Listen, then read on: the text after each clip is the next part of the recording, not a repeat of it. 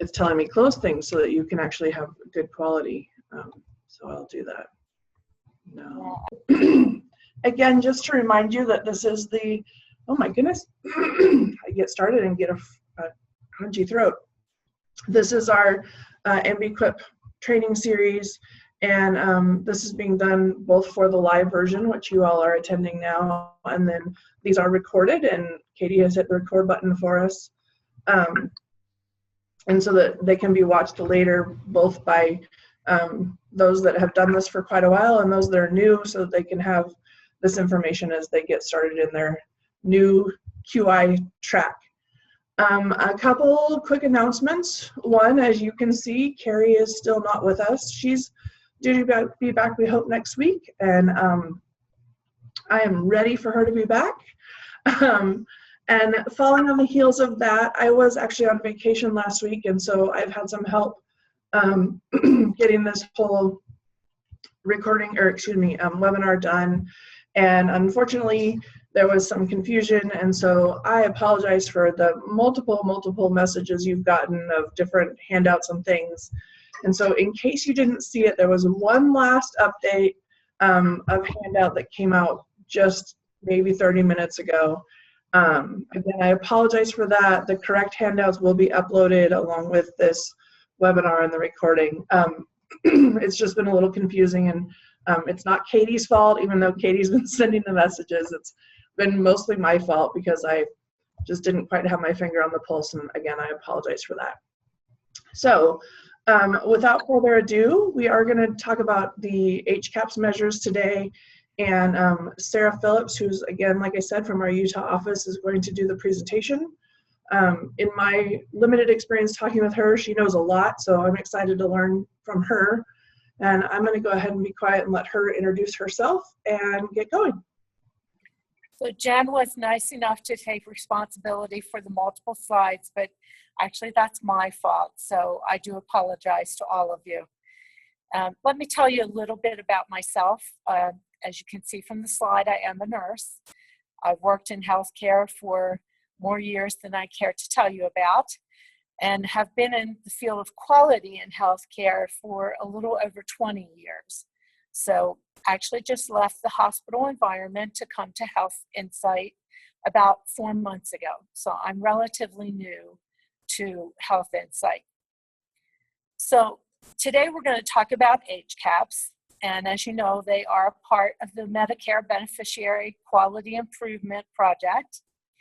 And as part of the agenda, we're going to look a little bit at the historical perspective on HCAHPS, the survey itself, what are the goals, what's the validity of the survey, participation requirements, what's the value to you, the survey questions themselves, and a little bit about reporting. By no means am I going to go through everything that there is out there about HCAHPS. As I researched this presentation, I found some CMS presentations that are actually 5 to 6 hours long, and we can't fit all of that into a 1-hour session. So this is the high level of HCAHPS, and there's a lot more about it, but some of those things don't really apply to you, as in sampling methodology. So we're not going to talk about that because that's really up to your vendor. If we go to the next slide, please. So the objectives, we're going to describe the historical background for HCAHPS, talk a little bit about the requirements, explain the HCAHPS survey questions, and a little bit about what you might do to help you improve performance on them, and then define the reporting process and how that works on the Hospital Compare website. Next slide, please. So HCAHPS stands for Hospital Consumer Assessment of Healthcare Providers and Systems. Now, it is the first national standardized publicly reported survey of patient perspectives on hospital care. Long before that, many hospitals were doing patient satisfaction surveys, but this one actually is standardized across the board. And as we look at the next few slides, you'll see that it's been very well validated through a very strong process that was evidence-based. As of 2016, CMS says that 3.1 million surveys from 4,306 hospitals have been reported on Hospital Compare. So there are a lot of hospitals, there are a lot of surveys, there's a lot that's been done with this tool. Now, there are a couple of things you should know about the survey process in general. And it actually applies to most survey processes. If you think about that new car that you bought last time, you probably got a survey to see about, have you give your perspective on the service that you received. Well, on average, about 30% of all people sent a survey will actually respond to it. CMS gives the statistic for the HCAHPS survey as 32% of all individuals where there's an attempt made will actually complete that survey process. The other thing you should know is that about 17% of your patients actually are not going to even be eligible to be surveyed. And we'll talk a little bit more about that in the next few slides. Next slide, please. So there are 3 goals that CMS has established for the HCAHPS survey. They want to allow for objective and meaningful comparisons of hospitals on topics that are important to patients.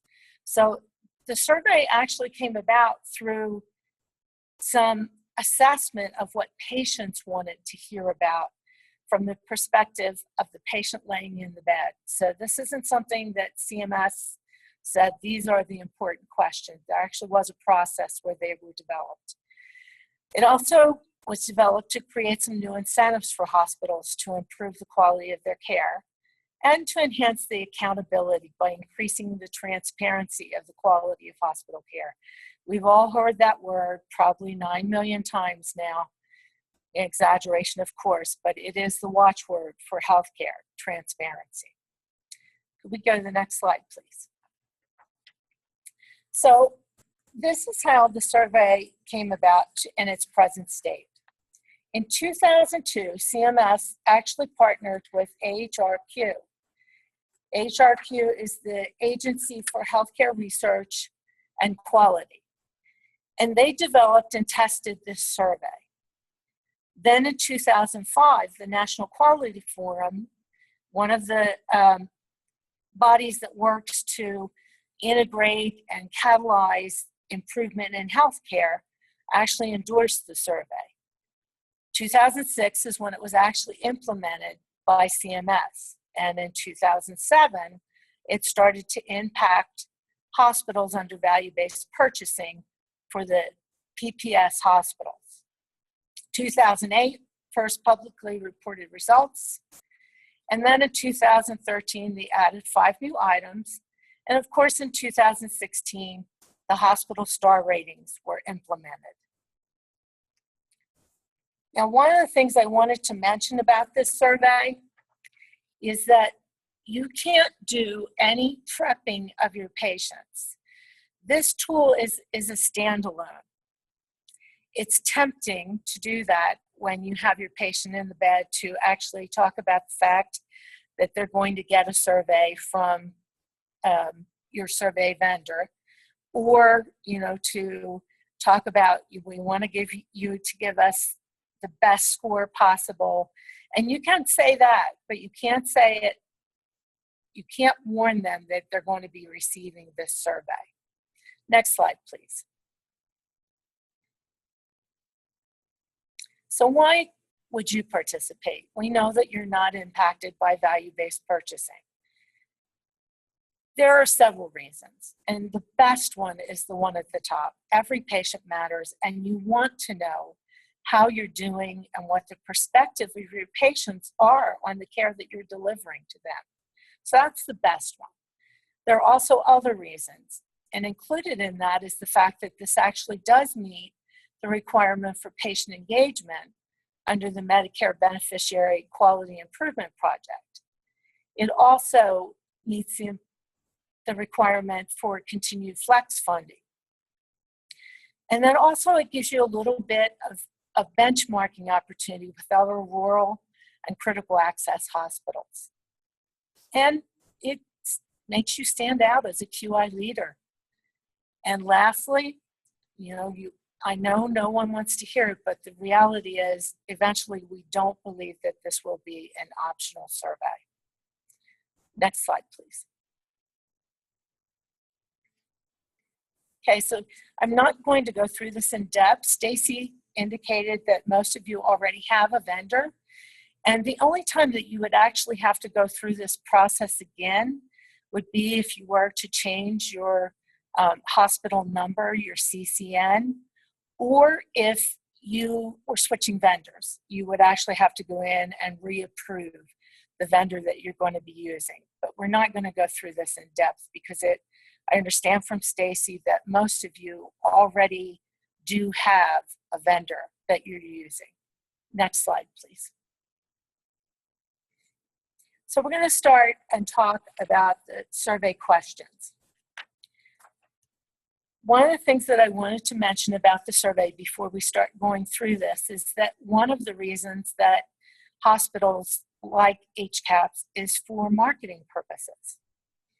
And you can use your HCAHPS data for that, but I would caution you that you be careful how you do that. There is a document on HCAHPS Online, and that link is on the previous slide, that talks about the requirements if you're using this for marketing. And one of the requirements is that you use only the data that is published on Hospital Compare, because that is the only information that's considered final.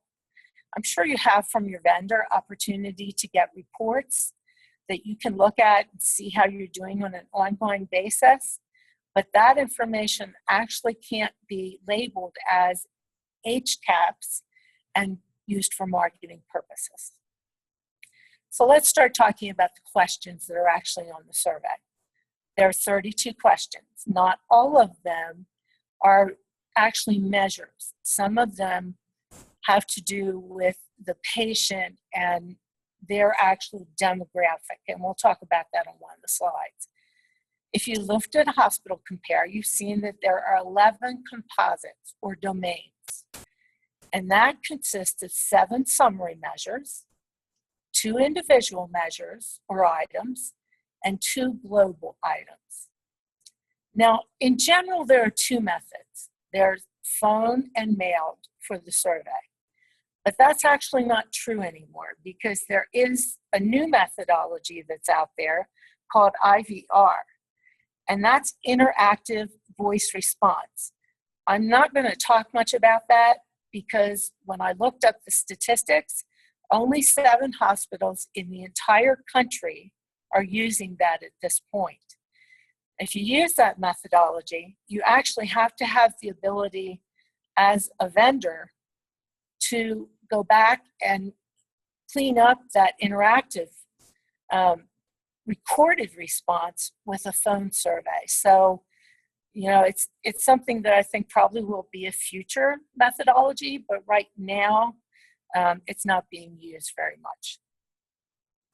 So surveys have to be conducted within 48 to 6 weeks of discharge, and that's for phone. And 5 calls can be made during the day, actually between 9 a.m. and 9 p.m., so we would consider that to be in the evening also. And it's 5 calls within 8 or more days. At that point, if they don't get a response, that's a respondent that they can't go back and call again. For mail, they send a first survey, and then they are able to send a second questionnaire, but that second questionnaire must be sent out and completed within 42 days of the first survey being sent out. Now, the only reason that's important to you is because you should realize that some of your respondents are actually going to be responding to the survey a fair distance from the time of their stay. So it's going to be a little while afterwards. There is some data out there that talks about the earlier you can capture the patient. That does sometimes improve results, but that was not validated by a second research study. So 32 questions. We're going to go to the next slide. And we're going to start talking about those questions. So the first composite measure is patients who reported that their nurses always communicated well. Now there are 4 possible answers: never, sometimes, usually, or always. And the answer that you're shooting for all of these questions that have those 4 options is always. That's considered the top box answer, and it's what's reported. So we're going to go to the next slide, and we're going to look at the questions that actually compose that answer. The first one is, how often did your nurses treat you with courtesy and respect? How often did your nurses listen to you carefully? How often did your nurses explain things in a way that you could understand?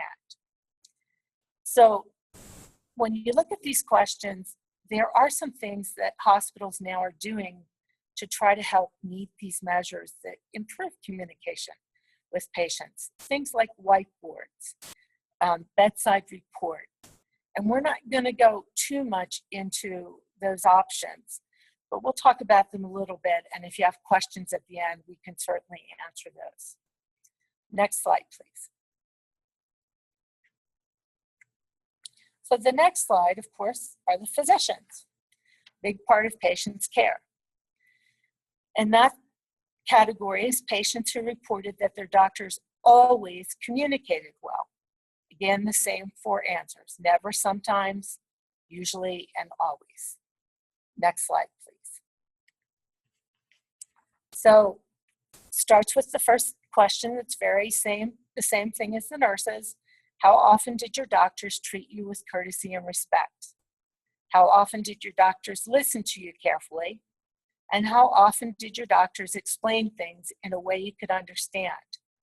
One of the key elements that individuals who study these questions and how to improve performance that they found with physicians is that if you train your physicians to actually sit down when they go into the room to talk to the patient, that gives the patient the perception that they have the time for them and that they are listening to them. And that's one of the things that has been noted to really improve performance on this set of questions. We're going to go to the next slide. So responsiveness of hospital staff. Patients who reported that they always received help as soon as they wanted. Now, you can guess that this is a little bit difficult to achieve because their perception of always may be different than ours is. For some patients, that's going to be a minute. For us, it may be 5. Same answers: never, sometimes, usually, and always. So let's go to the questions. First question is, after you press the call bell, how often did you get help as soon as you wanted it? And then they ask a question that will drive whether or not the next one is actually asked. Did you need help from the nurses or other staff in getting to the bathroom or in using the bedpan? If the answer is no, then they go on and they pass this next question, number 9. If they say yes, then the question is asked, how often did you get help in getting to the bathroom or in using the bedpan as soon as you wanted? This is actually one of the measures that it looks like you do fairly well on in Oregon. You're at 73.2. Looks like the top score in the country for the critical access hospitals was 76.1, and that's from some data that Stacy gave me. Responsiveness, one of the things that you can do is hourly rounding. It gives the perception that someone's in the room frequently to check on the patient, and you're very liable to catch the patient's needs if you're going in every hour. But there's the 4 P's that can also be used: pain, positioning, potty, and possessions. And probably the only one that's confusing about that is the possession. And they're not talking about their clothing. They're talking about their water bottle. Is there water in their cup? Is there call light next to them so that they can reach that in the hospital setting? That's what you're looking at as possessions. Next slide, please. This one is also, of course, a difficult perception to manage because, as we know, if we work in hospitals, pain is not always well controlled. We do our best to control it, but with medications even, sometimes there will be pain. So, this is one that hospitals really do struggle with. Again, we have the 4 answers: never, sometimes, usually, and always. Next slide, please. So again, there's a question that drives the rest of the survey for pain. Did you need medicine for pain? If the answer is no, then they go on and they skip these next 2 questions. If the answer is yes, then they would ask the patient, how often was your pain well controlled? And how often did staff do everything they could to help you with your pain? And I would encourage you to not think of this as just the medication that you give the patient, because there are lots of other ways to control pain.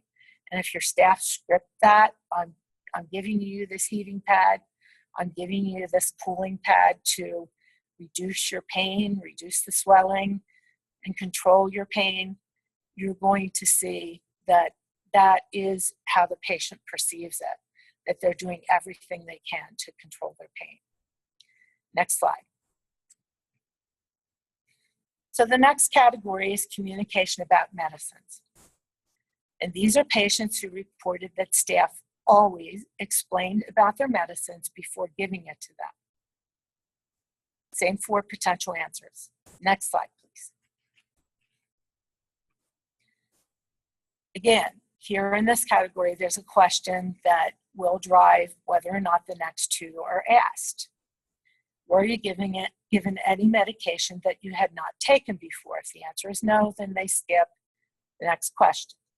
If the answer is yes, then they would ask, before giving you a new medicine, how often did hospital staff tell you what the medicine was for? And then, before giving you any new medicine, how often did hospital staff describe possible side effects in a way you could understand? And remember, I told you that you can't prep the patient that they're going to get an HCAHPS survey, but what you can do is script. And you can teach your staff to use the words. When they're teaching the patient, I want to explain the side effects to you. And this is a new medication, and I want to explain to you how it works. And that's something that your patient is going to perceive as your staff did these 2 things. Next slide, please. So this is one of the standalone questions. Remember, there are 2 that are not part of an aggregated score. So cleanliness of the hospital environment. Patients who reported that the room and bathroom were always kept clean.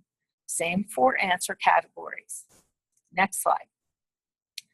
So during this hospital stay, how often were your room and bathroom kept clean? Remember, this isn't just the housekeeper. Their perception of this can change if, when the nurse changes the linen, they leave the linen sitting on the chair and their visitor comes in and can't sit down in the chair. Or, if there are tissues on the floor that don't get picked up. So this is one that this is everyone's job in the entire hospital in order to improve perception on this. Next slide. Quietness of the environment. Hospitals are noisy places. This question has to do with patients who reported that the area around their room was always quiet at night. Next slide.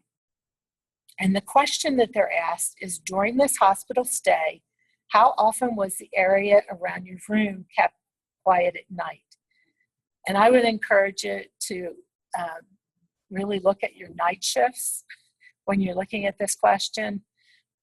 When you get the answers, the comments back sometimes for this question, it's very focused on how noisy it is at night.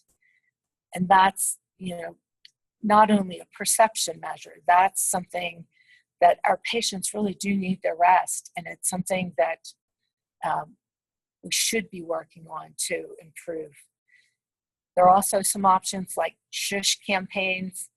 They may sound silly, but there's actually data out there that if you put up those signs with the cute little kid with their finger up to their mouth, visitors actually are quieter and staff actually are quieter as they're on the unit in the hospital. Next slide. Discharge information has, this focus is really on the information that we give the patient while they're in the hospital that prepares them for their discharge to home. So the answers change here. It's a yes or a no. Did they or did they not do it? Next slide, please. These are the questions that comprise this measure. After you left the hospital, did you go directly to your home or someone else's home or another health facility? That's not a scored question. They're just looking for the information. The next question would be, during the hospital stay, did the doctors, nurses, or other staff talk to you about whether or not you would have the help you needed when you left the hospital? And also, during the hospital stay, did you get information in writing about what symptoms or health problems to look out for after you left the hospital? So, this is looking for, you're actually giving them something on paper to take home with them that they can review when they're out of the hospital and trying to remember what was said to them during their discharge teaching. Again, scripting really helps with this.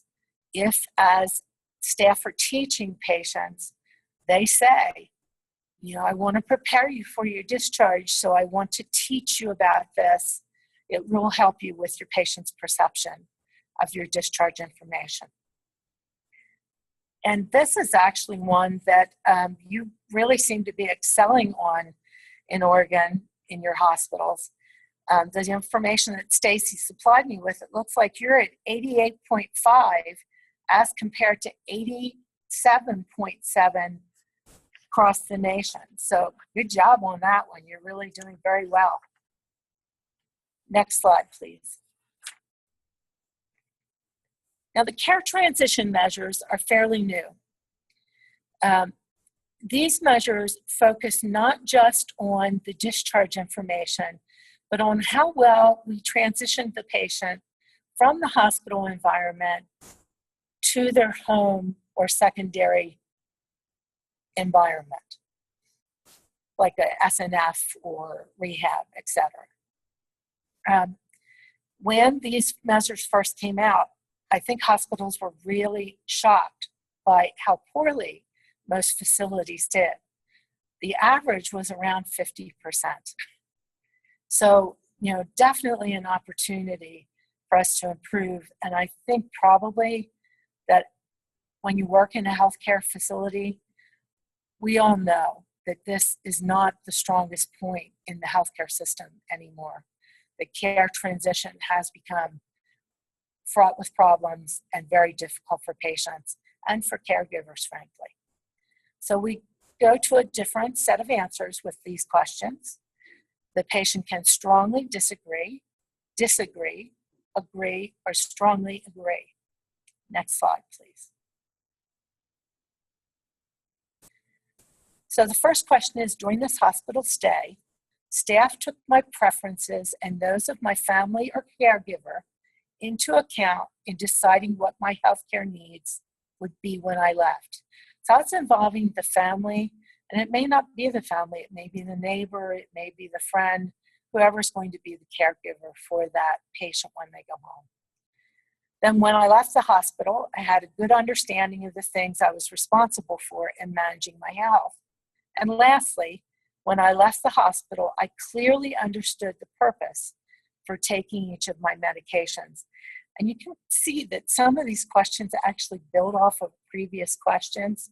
So if you don't score on the previous, on the previous question, you probably won't score well on the one that covers the care transition portion of medications.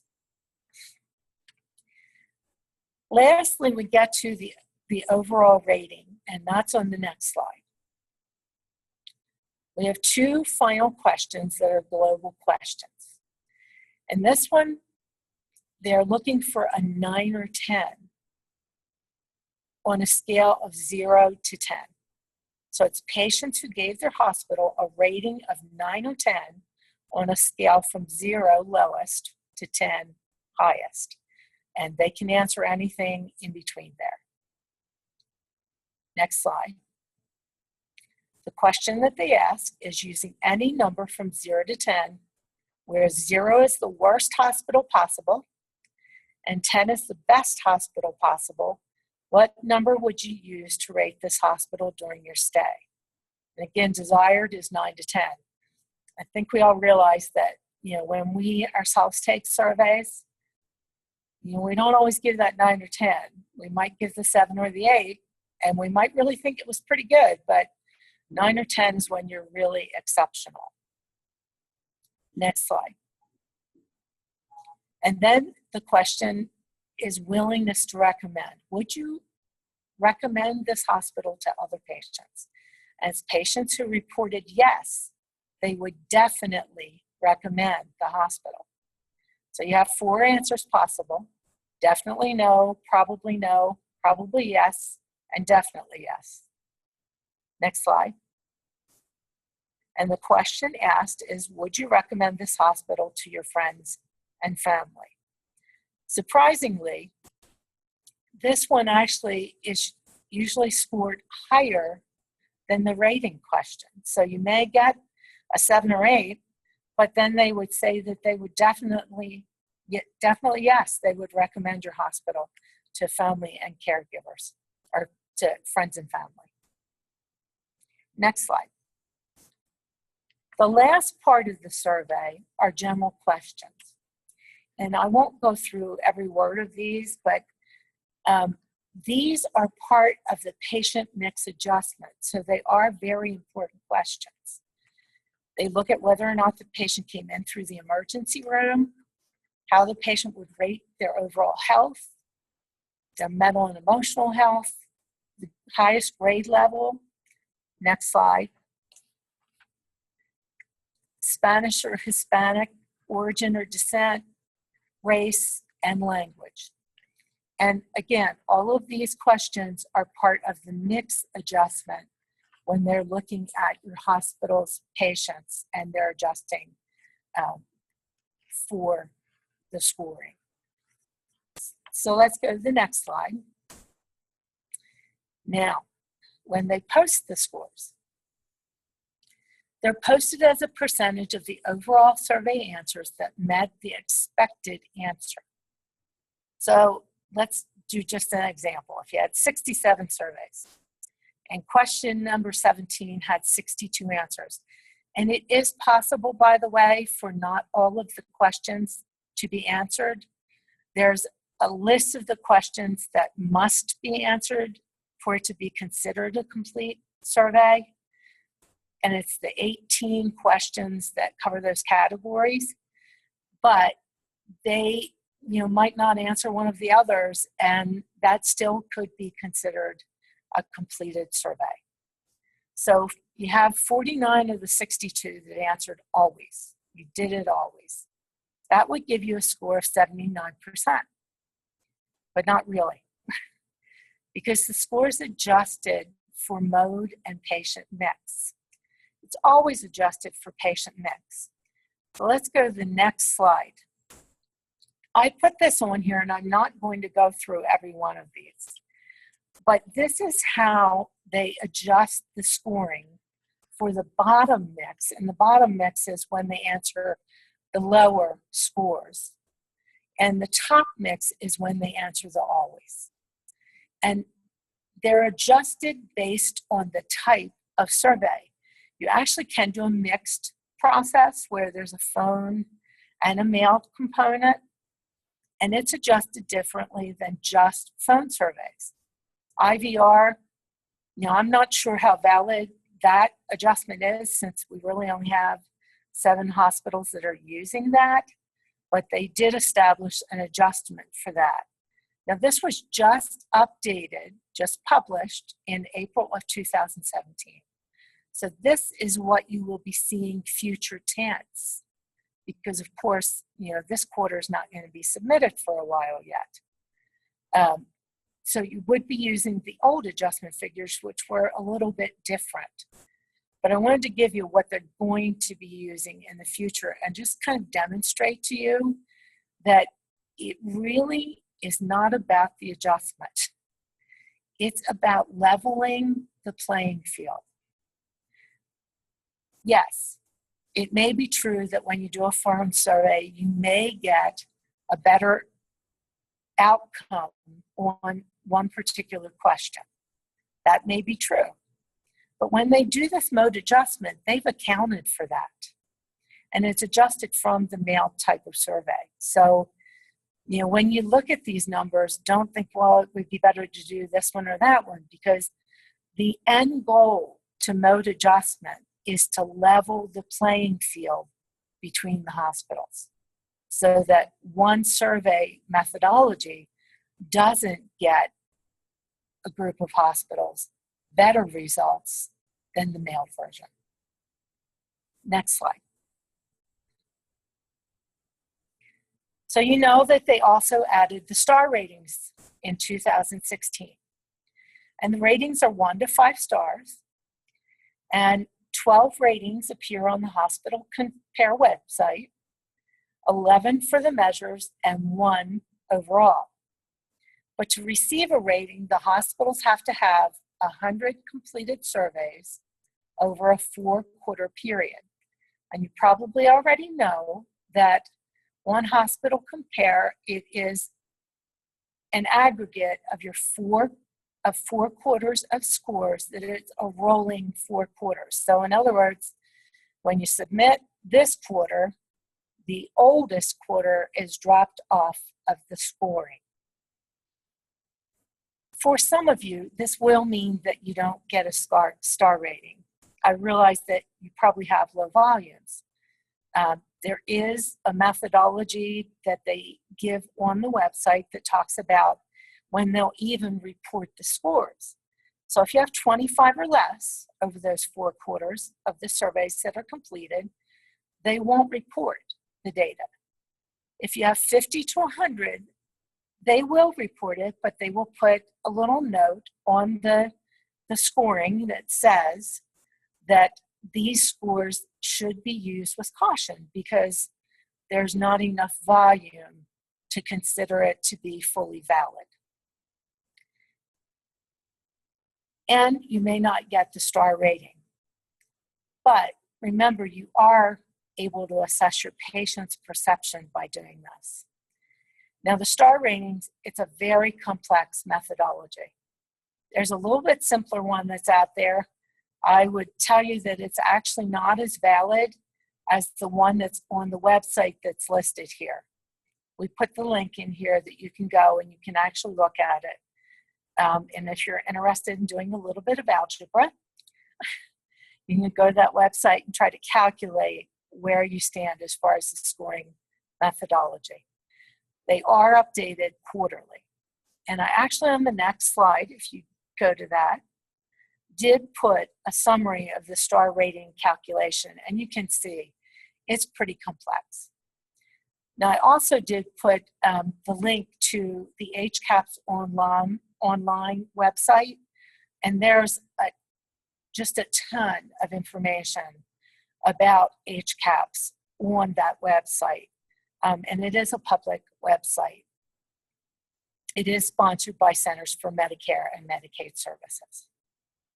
So let's go to the next slide and talk a little bit about making sure that your data actually has been submitted and that it's in the QualityNet warehouse.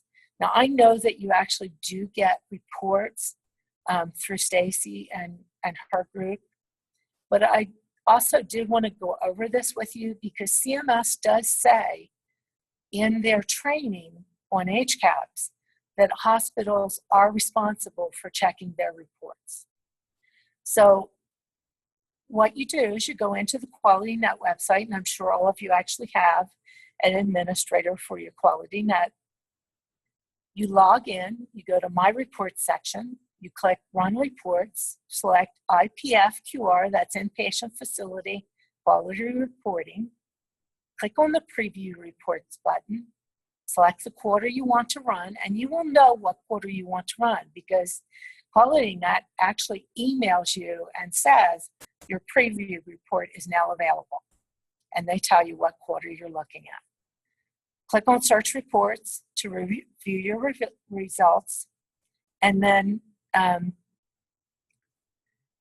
all you're looking for, I guess that Jen actually talked to one of the individuals who was attending today, and she did say that she actually goes in and runs a report, but she wasn't really sure what that information was helpful for.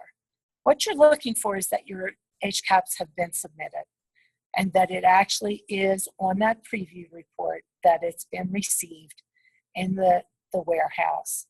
And I would tell you the reason I'm saying that to you is because I actually, myself, working in the hospitals, have had an instance where it hadn't been submitted, and when we called the vendor and said, it's not been submitted, they said, we're working on it, there are some problems.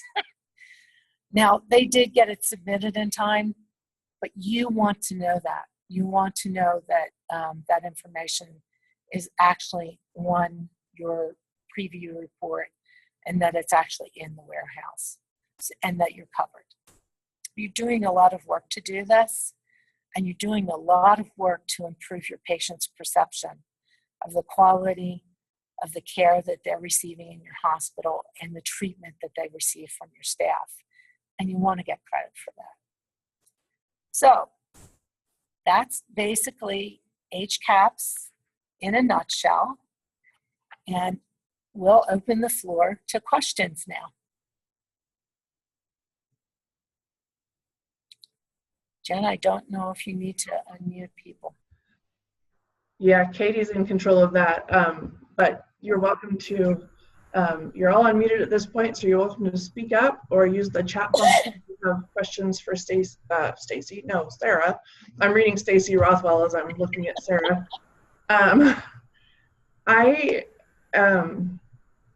Thank you very much for that. I think that was really a good overview, and I know that I learned a lot, but I don't do this every day, so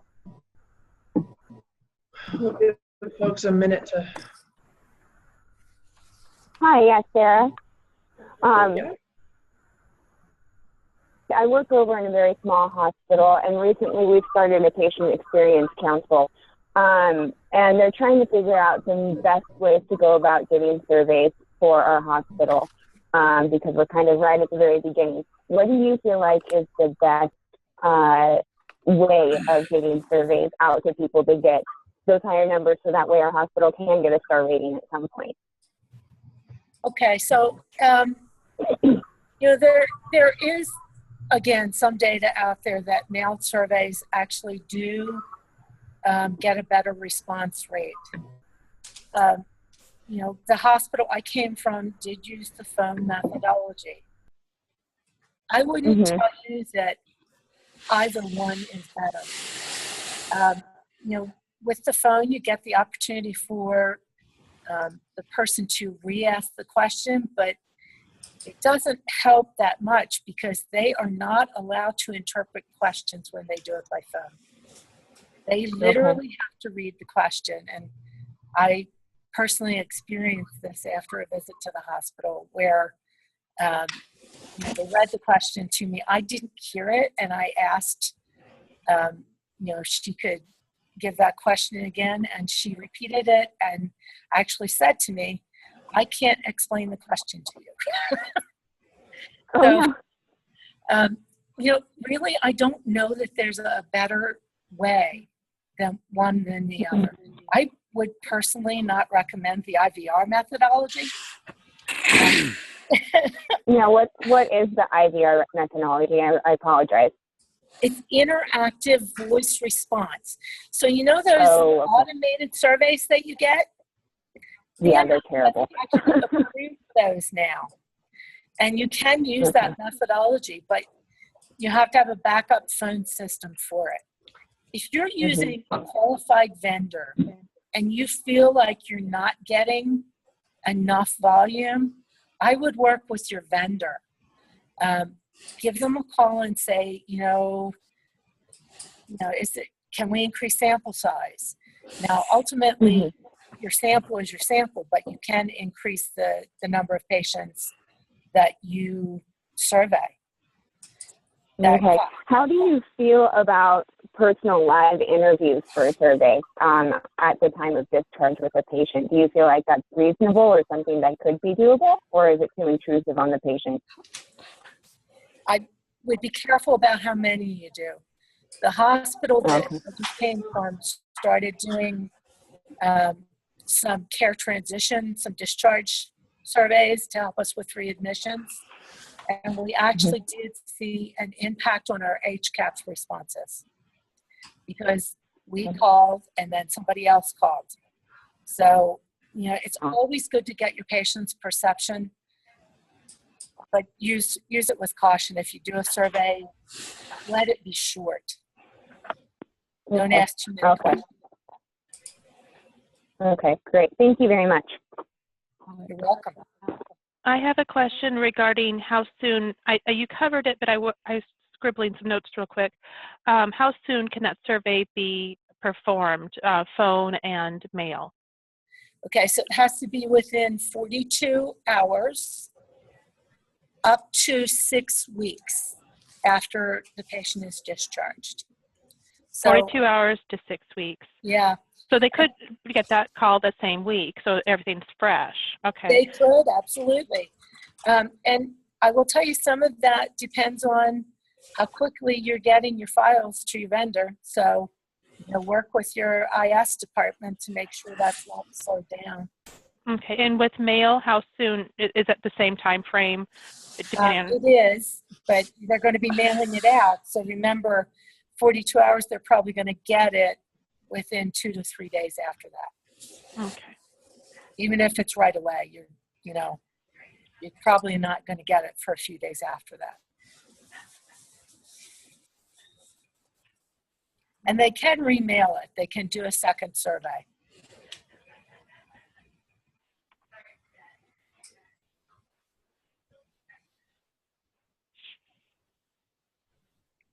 Any other questions? Just a comment. Thank you for the presentation. I was looking at our care transition scores and would agree with you on it's we're struggling just to get to 70-80% on other items, and then look at care transition scores, and it's somewhere between 30 and 50 over the last several quarters. And wow, we know that is an area we need to work on, but it's just interesting, and maybe because it's a new area that people are being questioned on, that what is care transitions, I'm not sure, but just a comment on that. So yeah, I agree with you. It could definitely be because it's new. I think we all know, though, it's an opportunity area for all hospitals. I would bet it would be maybe even a little less of an opportunity for your hospitals because you do have a closer knit environment to your community setting. So you probably have the opportunity to really excel in that as you go down the road. Stacy, do you have any comments you'd like to make?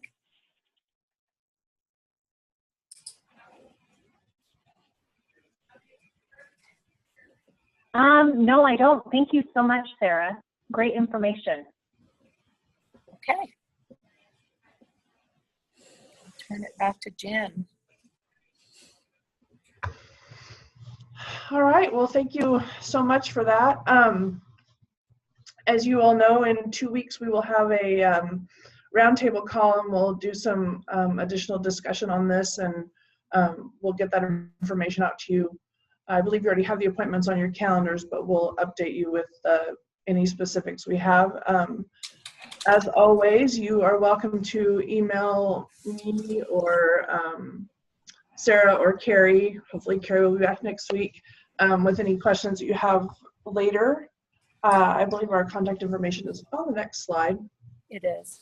And so here's all of us, and we're more than willing to help you out. And of course, Stacy is always your main contact for all things critical access and rural. And again, if you have any additional questions, we have a couple minutes, looks like. If not, we'll give you a few minutes back in your day. I appreciate all of the attendance, and as usual, you will also receive an evaluation in the mail. We appreciate, or email rather, we appreciate those responses, and we do review them, and we'll send them to Sarah when we get them so that she can get your feedback as well. Well, and thank you for the opportunity to talk with you today. I appreciate it. Thank you, Sarah.